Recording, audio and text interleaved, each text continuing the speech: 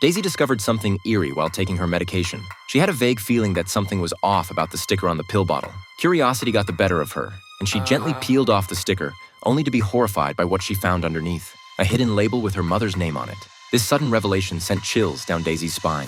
At night, her mother carried a glass of water and the medicine to her bedside, as usual, watching intently as Daisy swallowed all the pills before leaving the room, satisfied. However, her mother was unaware that her typically obedient daughter had grown suspicious of her. Late at night, after making sure her mother was asleep, Daisy quietly wheeled herself to the computer, intending to search for information about the medication. To her surprise, a no-network connection message popped up on the screen. Little did she know, her mother had been silently observing everything. The next day, Daisy refused to give up. Noticing her mother watering the orchard, she glanced at the capsules on the table and decided to call the pharmacy to inquire about the situation. To her shock, the person on the other end was her mother's old friend, who recognized their home number immediately. Daisy's heart sank, and she quickly hung up. She peeked out the window, confirming her mother was still outside. Changing tactics, she dialed an unfamiliar number. The kind stranger on the line informed her that the medication was for treating heart disease and should be red. However, the capsules Daisy had were green.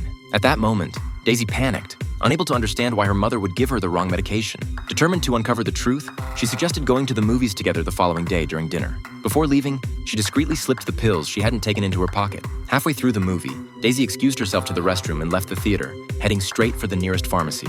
She handed the green capsules to the pharmacist, eager to find out what they really were.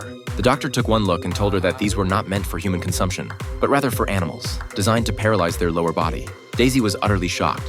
Before she could process the information, her mother had already caught up to her at the pharmacy. Expressionless, she approached Daisy and, without warning, injected her with a syringe. When Daisy regained consciousness, she found a KFC meal laid out on the table. She immediately got up and rushed to the door, only to discover it was locked from the outside. She grabbed the key and tried to unlock it, but to no avail.